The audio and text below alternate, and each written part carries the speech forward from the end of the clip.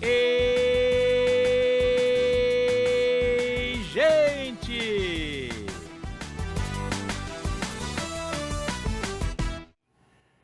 Estamos aqui pela TV Horizonte, a TV de Nossa Senhora da Piedade, a nossa padroeira.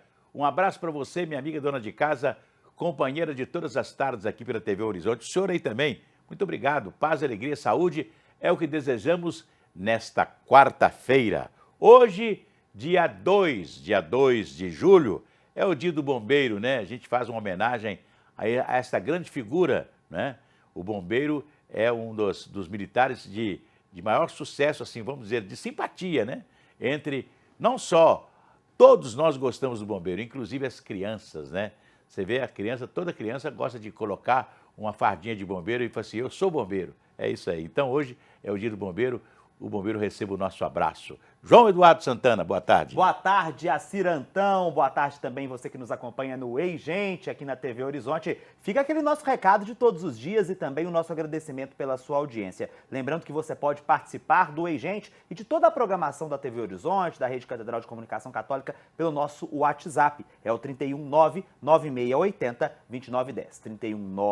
319-9680-2910. Se você quiser mandar aquela denúncia, aquele vídeo que a gente usa na nossa programação, você vai enviar para esse número que eu disse com o celular na horizontal, do jeito que eu estou fazendo aqui, ó. Você vai gravar o vídeo nessa posição, usando o alto-falante do seu telefone, e você manda para esse número que eu repito agora, 319-9680-2910. Lembrando que nós estamos ao vivo, a partir de agora, até às 6 horas da tarde, pelo canal 30.1 HDTV Digital e também pelo nosso canal oficial no YouTube, @TV Horizonte Oficial.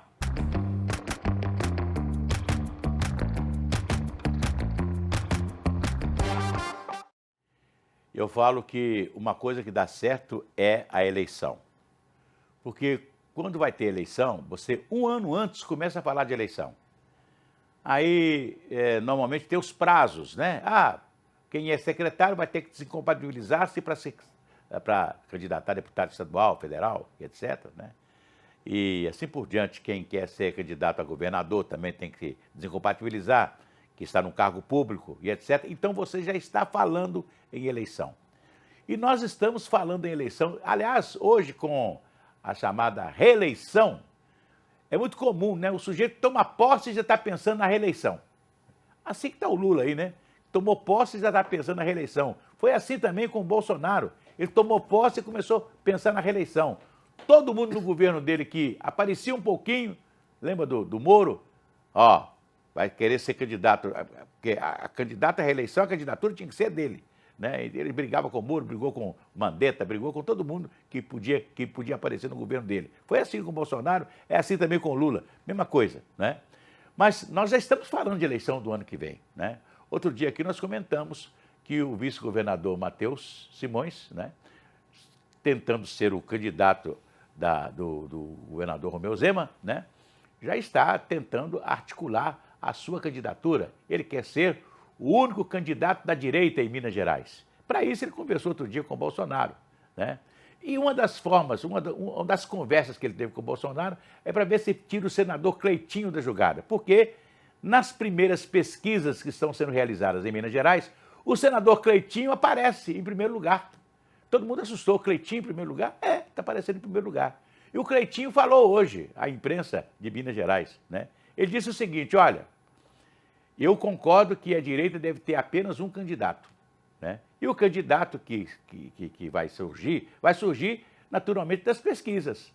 Se amanhã o meu nome tiver um outro nome, por exemplo, o nome, ele citou o vice-governador Matheus Simões. Se o nome do vice-governador Matheus Simões estiver melhor do que o meu nas pesquisas, eu humildemente vou deixar de ser candidato para apoiá-lo, né? Mas agora, por exemplo, as pesquisas indicam o meu nome como o melhor candidato a governador nos próximos dias, pelo menos por agora, né? As pesquisas estão indicando isso. Então, ele continua mantendo a candidatura dele, né? E falou que quem tiver melhor até lá, né, vai ser o candidato da direita em Minas Gerais. Então, falou e disse o nosso Cleitinho, João. É isso mesmo, né? Agora vamos acompanhar todos esses desdobramentos. Moacir, a gente vai começar o programa de hoje falando sobre o impasse envolvendo a Prefeitura de Belo Horizonte e os professores. Esse impasse que parece que não tem um fim, né? Todo mundo trabalhando em prol aí dessa questão, mas por enquanto a discussão sobre a questão salarial dos professores de Belo Horizonte não tem um acordo específico. E é sobre isso que a gente fala agora ao vivo, diretamente lá da Prefeitura de Belo Horizonte, com a nossa repórter, a Gabriela Salles. Ô, Gabriela, boa tarde, bem-vinda ao Ei Gente. Gabriela, tá fazendo frio aí? Tá fazendo frio, viu, Assi? Então Esfriou, como diz o bom mineiro, né? É isso aí. Boa tarde, Assi. Boa tarde, João Boa e os tarde. amigos da TV Horizonte. É isso mesmo, viu, Assi? A reunião entre os professores da Rede Municipal de Educação e a Prefeitura de Belo Horizonte, o Tribunal de Justiça de Minas Gerais e o Ministério Público do Estado terminou sem acordo. A reunião durou cerca de 4 horas, ela começou na manhã desta quarta-feira e foi até o meio da tarde. Os professores da rede municipal que estão em greve desde o dia 6 de junho pedem um reajuste salarial de 6,6%. Em contrapartida, a Prefeitura de Belo Horizonte oferece 2,49% de recomposição salarial, que também já foi encaminhado um projeto de lei à Câmara Municipal de Belo Horizonte para que este valor também seja extensivo aos demais servidores da Prefeitura de Belo Horizonte. Assim, como não houve acordo entre a categoria, ficou nessa conciliação, nessa audiência de conciliação, acordado de que a Prefeitura e os educadores farão nova reunião ainda na noite desta quarta-feira ou no máximo na manhã desta quinta, em que podem chegar aí a um consenso e uma nova assembleia entre os educadores municipais acontece nesta quinta-feira a partir das 14h aqui na capital. Fato é, assim, que a Prefeitura cortou o ponto dos professores que estão em greve e ainda não há uma previsão de retomada das atividades nas escolas municipais. É isso aí. O prefeito deve estar julgando, né, com o corte dos dias parados dos professores para ver se, sentindo no bolso, o pessoal volta. Também tem um jeito, né? Olha, se a Prefeitura está pagando a inflação de janeiro a abril, que é 2,49%, né? Então, depois ele só fala assim, não, eu pago agora até abril, que é a inflação de janeiro a abril, e depois vou pagar a inflação de abril até setembro, sei lá, alguma coisa, mas alguma coisa, e vai recompondo o salário do pessoal. Eu tenho a impressão que vai chegar nesse acordo aí. Lembrando, né, assim, que não, a Justiça não aceitou, por enquanto, a judicialização da greve. Por isso que o TJ tem insistido tanto nas chamadas audiências de conciliação. Então, hoje não teve acordo, tem reunião entre Prefeitura, como disse a Gabriela, e os grevistas, tem assembleia amanhã, e o TJ ainda não descarta convocar mais uma audiência de conciliação até a sexta-feira. Eu tenho a impressão que vai chegar nisso aí. Vamos esperar, né, que chegue nisso aí, né? Não é isso? Pois é. Vamos esperar, né, assim. Agora, o que vale também destacar é que os estudantes da rede municipal de ensino ainda não têm previsão de volta às aulas, está chegando o período de férias e também não há previsão de recomposição dessas aulas perdidas. Então, ainda há esse dificultador que os pais e os alunos ainda não sabem quais serão os próximos rumo, né, dessa greve. Eu conheço muito bem esse negócio de recomposição de greve, recomposição dos dias parados. Justamente. Né? Normalmente faz aí uns 3, 4 sábados para frente e depois fica nisso aí, né? Vamos esperar, né, Gabriela? Um abraço para você. Obrigado, Gabi. Pois é isso aí, né? O dia também foi bastante movimentado na Assembleia Legislativa, não é isso, irmão? Foi, meu irmão. Agora, 5 horas mais 11 minutos da greve dos profissionais da educação de Belo Horizonte. A gente fala agora sobre Propag. Tenho certeza que você já ouviu essa palavra e tem ouvido essa palavra muito nos noticiários, principalmente aqui na TV Horizonte, né? O Programa de Pleno Pagamento da Dívida dos Estados com a União, que substituiu aquele famoso RRF, o Regime de Recuperação Fiscal, que era tão penoso aqui para o estado de Minas Gerais. Então, o Propag, que foi desenvolvido pelo senador Rodrigo Pacheco, que à época era presidente do Senado, com corroboração de muitos outros entes, né? Agora, Minas aderindo ao Propag. E hoje, para essa adesão, Assir, nós tivemos o governo Zema, né, teve uma vitória muito grande na Assembleia. Qual que foi essa vitória? Os deputados aprovaram a federalização, ou seja, a possibilidade de federalização de 2 ativos, ou seja, de 2 empresas muito importantes para Minas Gerais. Quais são elas? A Codemig e a Codenge. Explicando aqui bem rapidamente, Assir, a federalização, ela é diferente da privatização.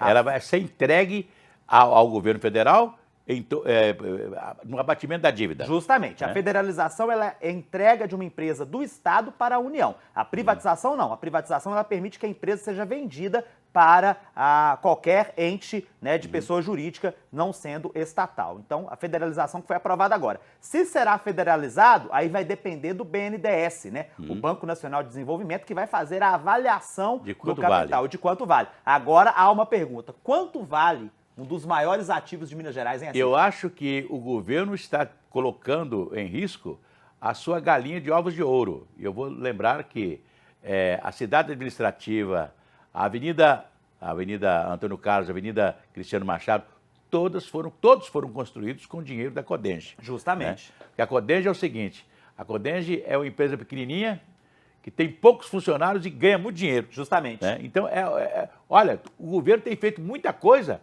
com o dinheiro da Codenge, porque o dinheiro da Codenge é que entra, é que faz volume para fazer obras e etc. Eu ainda continuo insistindo, se o lucro de Copasa, Cemig, Codenge, etc. tal, dava para começar a pagar, pelo menos pagar a dívida de Minas e pagando devagarinho aí. E lembrando, assim, que a Codenge é uma empresa pequena, tem poucos funcionários e arrecada muito dinheiro, e a Codemig é a empresa responsável pela extração do nióbio, lá no Alto Paranaíba, né? O nióbio, que é aí o novo ouro, né? O novo ouro de Minas Gerais. Então, desde 2018, a Codemig, por exemplo, é uma subsidiária da Codenge. Então, são é uma empresa dividida em duas. Quem dividiu isso foi o Pimentel, né? Que dividiu, era uma empresa só. Aliás, essa empresa, eu sempre conto a história. Ela começou com CIURB, era a Companhia Urbanizadora da Serra do Curral, que foi criada pelo saudoso governador Israel Pinheiro. Depois virou CODEURB, né? E depois, com o fim da Hidrominas, que administrava, né, os recursos minerais de Minas Gerais, inclusive as cidades hidrominerais, né, as cidades estâncias hidrominerais, né, juntou tudo, era Codemig, né? Depois virou Codenge. Aí ficou Codenge e Codemig, né? Muda tudo, mas a forma é uma só. É onde entra o dinheiro mais grosso de Minas Gerais, né? É nessa empresa. E aí, quando você federaliza, você vai passar para o governo federal uma empresa que dá lucro para o governo de Minas Gerais, né? Justamente. Para o pessoal do PT vai ser bom, porque o pessoal gosta de cargos, né? Então vai ser mais cargos aí para nomear. Já pensou? O PT de Minas Gerais é com Copasa, com Cemig. Vai ser complicado. Vai ser uma farra de cargos aí. E lembrando, Assir, que agora vem a principal discussão. Qual que é a principal discussão? O referendo. Os deputados vão poder derrubar, será, a necessidade de referendo para privatizar Cemig e Copasa? Como é que vai ficar essa situação? Porque o Itamar Franco, na época do governo Fernando Henrique Cardoso, ele entrou com a PEC na Assembleia Legislativa, criando a obrigatoriedade de se fazer um plebiscito em Minas Gerais para ouvir o povo. Vende ou não Cemig e Copasa? Então, aí, né, o Zema está querendo derrubar essa PEC. Justamente. Né? E lembrando que se for necessário fazer o referendo, vai ter que esperar, porque os referendos, por lei, só podem acontecer junto com as eleições. É verdade. Né? Aí seria, no caso, seria em outubro 2026. Do ano que vem. É isso aí. Vamos acompanhar. Daqui a pouco a gente volta. Até já!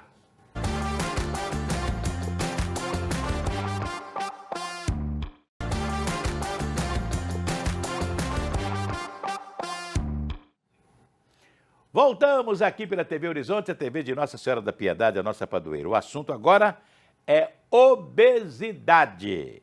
Enquanto muitas pessoas lutam para conseguir a chamada cirurgia bariátrica, algumas preferem tentar emagrecer pelos meios mais mas naturalmente os próprios, né? Contudo, cada caso é um caso.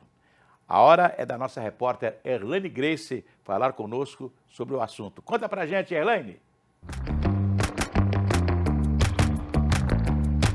Conta pra gente! A luta contra a obesidade não acontece só nos consultórios e nem depende de grandes campanhas. Ela começa aqui, dentro de casa, nas pequenas escolhas de todo dia. E foi justamente aqui que um filho se inspirou na história da mãe, na força dela para mudar de vida. Eu estava com 150 quilos em dezembro de 2022. Eu estava com 43. E aí comecei a academia foi 31 de janeiro de 23. E aí com o tempo você começa a perder peso, né? Você sair do nada e ir para alguma coisa já gera algum resultado, né? E depois de algum tempo eu percebi que precisava ajustar a dieta para melhorar esse processo. Então quando foi dezembro de 23, né, 11 meses depois, já tinham ido 40 quilos. No começo, eu contei com os professores da própria academia, né, para fazer montagem de ficha, preparar como que seria a periodização do treino e tudo mais. E depois eu procurei nutricionista. E aí que tudo muda, porque a magia, se a gente pode chamar assim, ela acontece na dieta. Basicamente, a gente começa desembrulhando menos e descascando mais, né? A quantidade de aditivo que tem nos alimentos hoje em dia é muito grande, tem muito corante, tem muita coisa artificial para poder estimular que a gente consuma mais daquele produto. Ao mudar essa forma de pensar, o que eu comecei a pensar? As pessoas que estão à minha volta, eu sei que as pessoas sofrem por me ver nessa compulsão de querer comer, de passar do ponto. Então, se eu amo essas pessoas, eu preciso fazer coisas que vão deixar essas pessoas felizes. E ao tomar essa decisão de mudar de vida e começar a cuidar da saúde, eu percebi que a longevidade aumenta, né? Então, hoje eu estou com 46, mas eu me sinto como se eu tivesse 30 anos de novo. Sem remédio, sem cirurgia, sem bisturi. Apenas com amor, persistência e a inspiração que vem de dentro de casa. Conta pra gente! Pois falar em obesidade, está presente aqui em nossos estúdios o doutor Mauro Giacomi, cirurgião geral, gastroenterologista, especialista em cirurgias bariátricas. Né, João? Isso mesmo, doutor. E você disse que ele que te inventou. Doutor Mauro foi o médico que auxiliou no parto que eu nasci. Que honra recebê-lo aqui, meu amigo. Boa tarde, bem-vindo. Boa tarde. Você está mais velho que ele, João. Eu tô, mas são muitos anos de madrugada, né, assim. Seja bem-vindo, meu amigo. Obrigado, João. Obrigado, Assia. Pois nós estamos falando aí agora, a novidade aí para quem quer emagrecer, é as tais canetas emagrecedoras. Isso aí, virou uma varinha de condão? A caneta é uma varinha de condão? Bateu a caneta ali, o cara emagreceu? Não é bem assim não. Então, esses medicamentos hoje em dia eles têm aí uma fórmula que é o que a gente chama de análogos GLP e GLP-1. Os mais comuns e conhecidos são o Ozempic, né, que é a semaglutida, e hoje o mais recentemente lançado é o Mounjaro, né, ou Mounjaro, que é a tirzepatida. São medicamentos que eles contribuem para o emagrecimento de algumas formas. Vai ficar fácil do nosso espectador entender.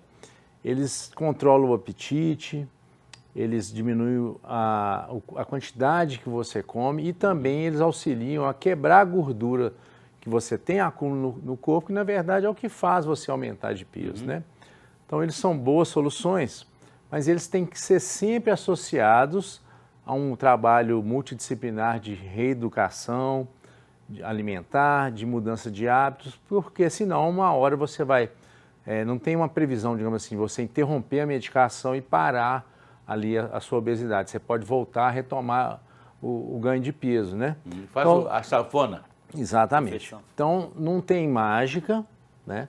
É um medicamento importante que está aí acessível agora, né? Desde que com uma orientação médica, inclusive a Anvisa padronizou que todos esses medicamentos agora necessitam de uma prescrição médica, ou seja, uma retenção da receita, e isso, no meu ponto de vista, é saudável, uma vez que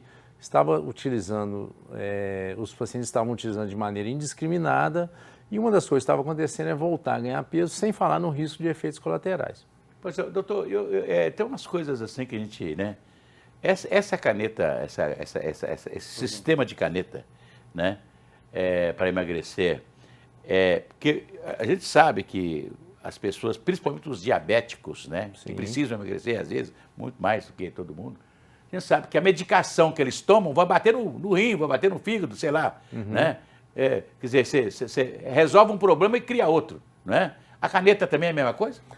Olha, assim, por incrível que pareça, foi importante você falar aí no ponto de vista do diabético, esses medicamentos eles foram inicialmente desenvolvidos para tratamento de diabetes, tá? E eles são ainda efetivos para o diabético, mas depois, com o tempo, foram se pesquisando que essas mesmas medicações eles serviam para emagrecer os diabéticos obesos, mas também para quem não era diabético, também emagrecia.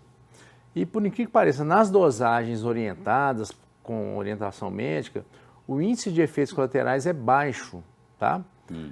Então, digamos assim, uma revolução, desde que bem utilizada, com boas indicações, pode ser utilizado para qualquer nível de obesidade, então para quem tem sobrepeso, obesidade leve, moderada ou severa, tá? E, obviamente, como eu disse, tem que ser, digamos assim, dentro de um planejamento de emagrecimento. A dose é específica para cada paciente, para cada objetivo, etc. e tal. O grande problema também hoje, né, é porque eles falam, hoje até, você vê na internet, hoje tem hora que tem uns, não sei se é milagre, o que é, os caras estão falando, olha, se o seu médico está te indicando metformina, está te indicando isso, daqui Janúvia, não sei o quê, isso, aquilo, que outro, não está resolvendo o seu problema porque você controla a glicemia, mas está te fazendo mal e etc e tal, né? Mas agora vamos falar de outra forma de fazer mal, de fazer bem, o preço. Sim, sim. Esse é um aspecto importante. Esses medicamentos, eles ainda têm um custo elevado para a maioria dos pacientes, né? Então, ele não está acessível, digamos assim, do ponto de vista econômico, a todos os pacientes, tá? Então, quando você faz uma relação de custo-efetividade, o paciente e o médico, eles têm que pensar bem o que é mais, digamos assim, a longo prazo efetivo para um paciente. Está custando quanto hoje uma caneta dessa? Elas variam dependendo da dose, tá? Assim, então, elas variam entre R$1.000 e R$2.000 por mês, tá? Já existem algumas soluções, digamos assim, que no nosso país podem ser empregadas. Então, existem já laboratórios nacionais que podem produzir esses medicamentos, que eles são considerados um medicamento de autorização. Mas é por mês? Sim. Uma caneta dá por mês? Sim, sim. Então, já existem padronizações nacionais desses medicamentos sendo formulados, porque no nosso país, se é uma medicação de interesse público, por exemplo, para tratar uma doença grave como obesidade, diabetes ou câncer, se um laboratório nacional consegue fazer, ele pode sintetizar. Então, já existem soluções um pouco mais em conta. Hoje, um tratamento desse vai sair em torno, digamos aí, de pelo menos R$600 por mês. Então, não é muito acessível, tá? É verdade. Mas, se você pensar... Tem gente que gasta R$1.500 por mês de remédio. Não? E tem gente que está gastando mais do que isso em comida também, né? É verdade. Então, comida é muito mais. Tem que pensar nisso, né? As coisas não estão baratas aí nos alimentos. Então, o médico e o paciente têm que pesar isso na decisão de qual terapêutica, qual tratamento ele vai instituir. É uma coisa interessante, né? Um médico meu cardiologista, eu tive problema de diabetes e tal. Aí, quando se pensou em insulina e tal, ele falou assim, o problema da insulina é que a insulina dá fome, né? Então, o grande negócio é você não tomar a insulina para não ter fome. Não tendo fome, você não vai comer. Não é? Né? É uma coisa interessante. É uma estratégia, né? É uma estratégia, né? Isso tem que ser individualizado, né? Assim, então, sempre procurar o médico. Claro. Existem procedimentos também que podem emagrecer o paciente, como a própria cirurgia bariátrica, um balão gástrico, que a longo prazo, para um grande emagrecimento, eles podem ter um custo menor do que utilizar um medicamento desse por um ano, por exemplo. Por outro lado, pacientes que emagrecem rapidamente, em torno de 2, 3 meses, vão utilizar essa estratégia da medicação por um tempo curto e pode ser, digamos assim, razoável. Normalmente, né, quem precisa emagrecer é justamente quem está entrando na diabetes, né? Normalmente, né? Não é não? Né? Quer dizer que o senhor acha que a chamada caneta é uma boa opção hoje? Eu acho que desde que bem indicada, bem conduzido o tratamento, não sendo, ela é uma boa opção e tem que ser sempre com orientação médica e com profissionais que vão trazer reeducação para o paciente. Nutricionista, médico, nutrólogo, né?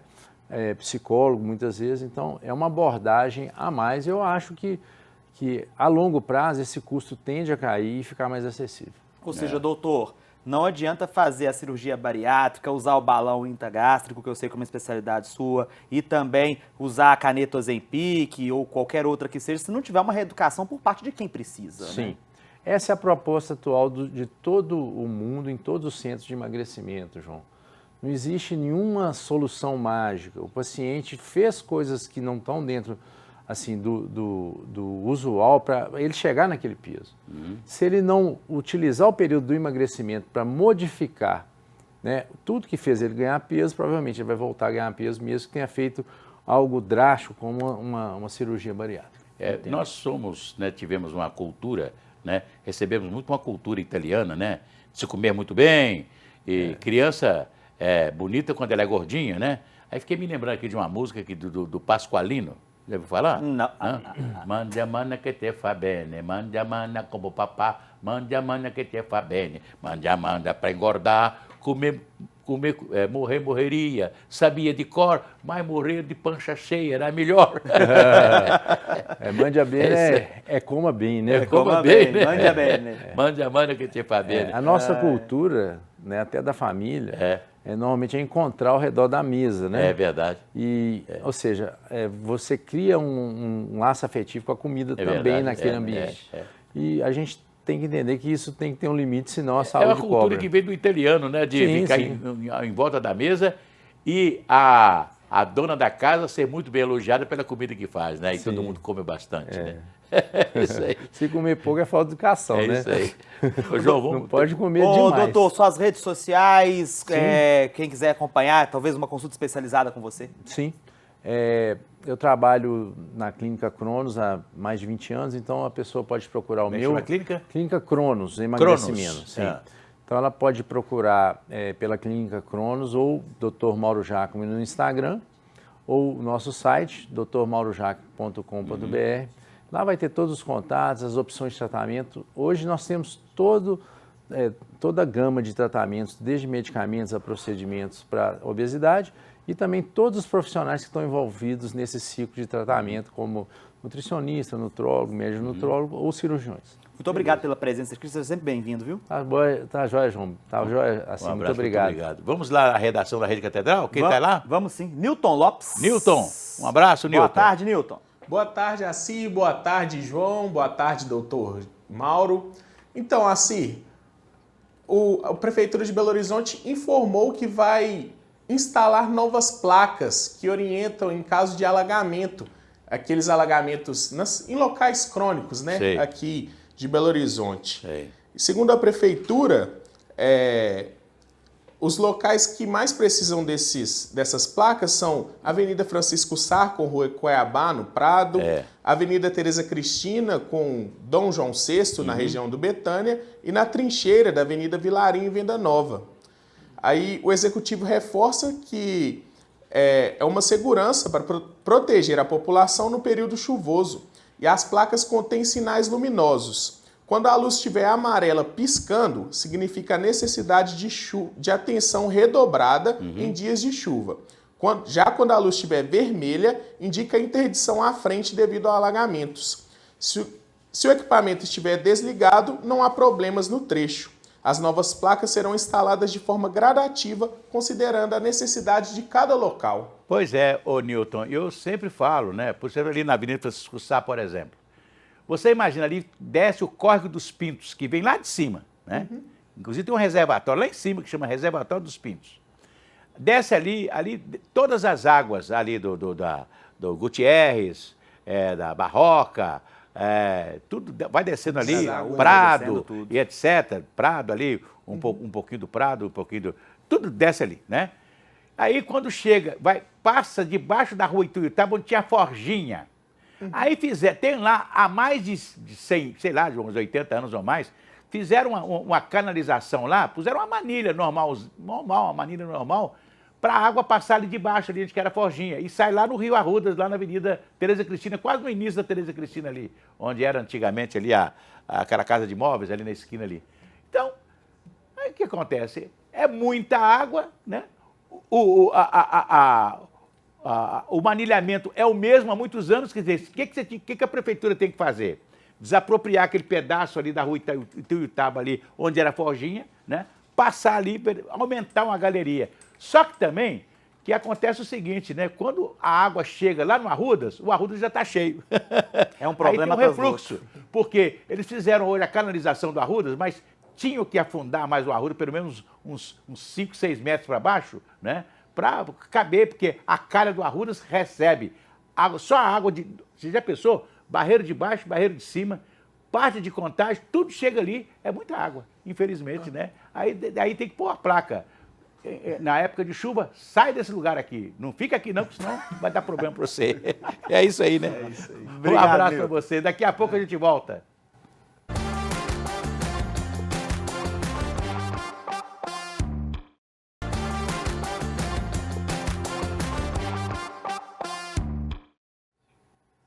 Voltamos aqui para a TV Horizonte, a TV de Nossa Senhora da Piedade, a nossa padroeira. João, vamos voltar novamente à redação da TV Horizonte? Vamos sim, agora o nosso repórter Newton Lopes. Ô Newton, qual é a nova novidade aí, sendo redundante com você? O que nós temos de notícia?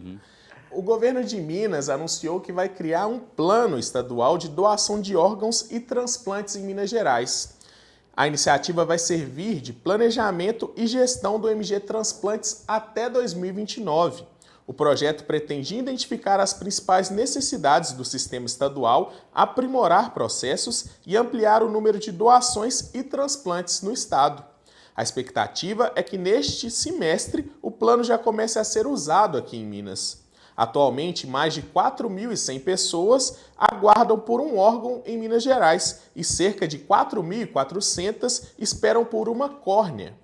Para enfrentar esse desafio, a MG Transplantes tem investido em diversas iniciativas, como campanhas de conscientização e capacitação profissional, tanto para diagnóstico de morte quanto para abordagem humanizada às famílias. Então, uma notícia...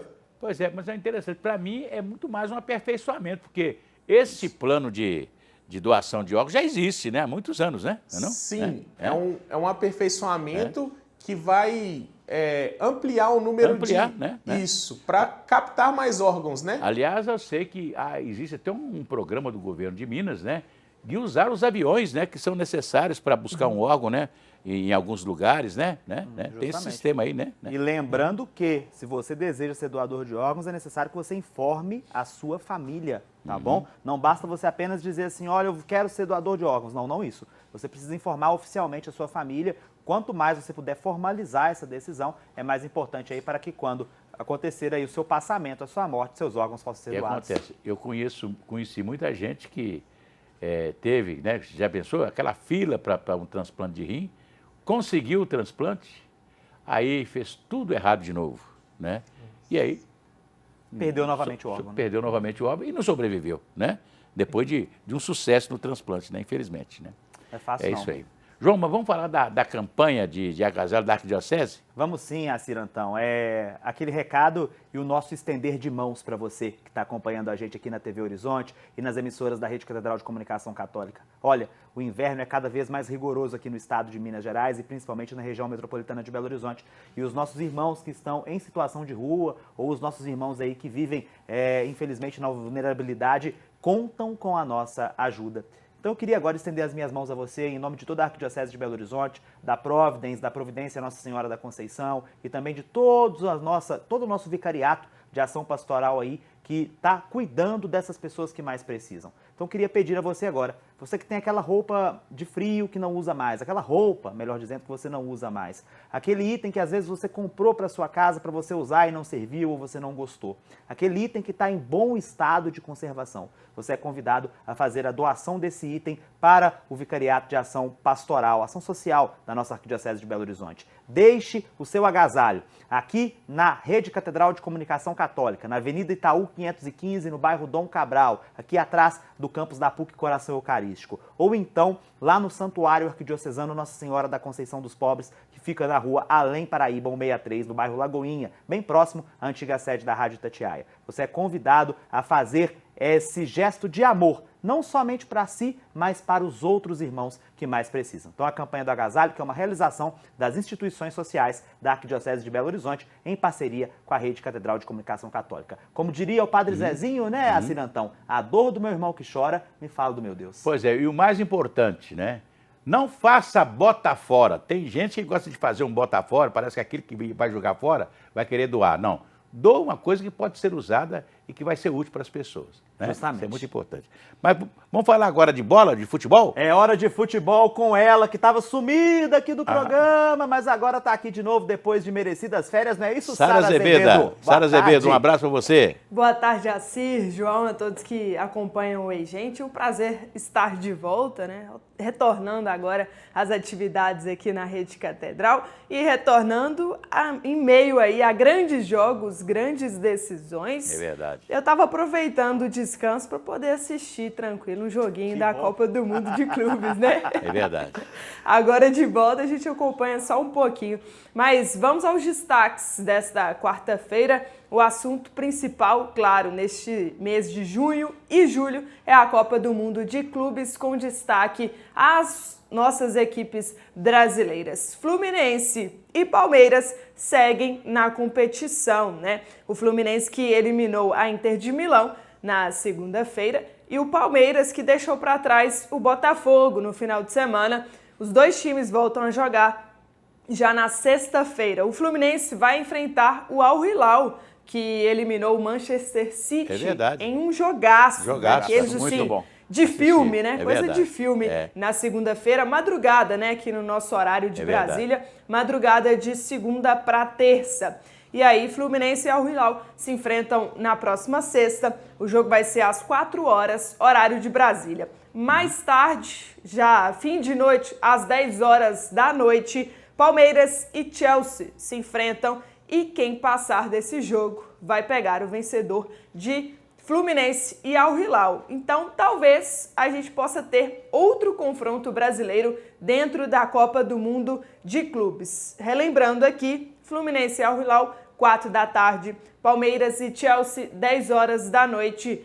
Quem passar vai se enfrentar aí na semifinal do Mundial de Clubes. Agora, voltando ao nosso futebol mineiro, que tá meio parado, mas nem por isso falta notícia, viu, Assir? Atlético, o Cruzeiro joga hoje, né? O Cruzeiro joga amanhã. Amanhã. Tem um amistoso aí. Que lá no Espírito Santo, né? Exatamente, está sendo o Vitória Cup, né? Realizado lá no Espírito Santo.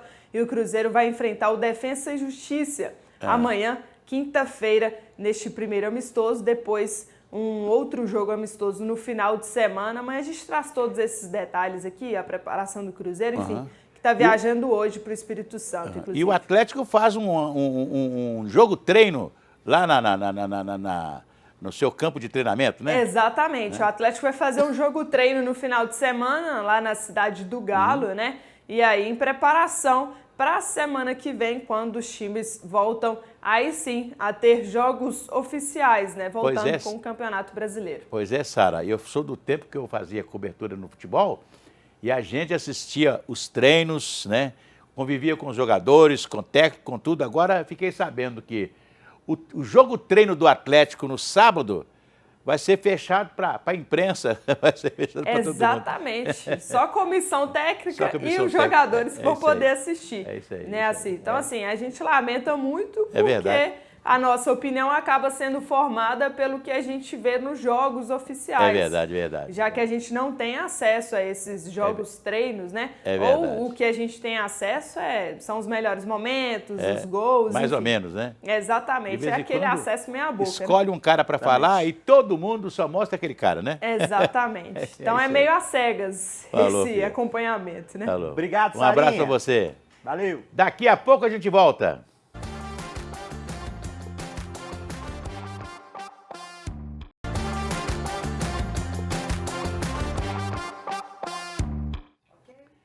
Voltamos aqui pela TV Horizonte, a TV de Nossa Senhora da Piedade, a nossa padroeira. João Eduardo Santana.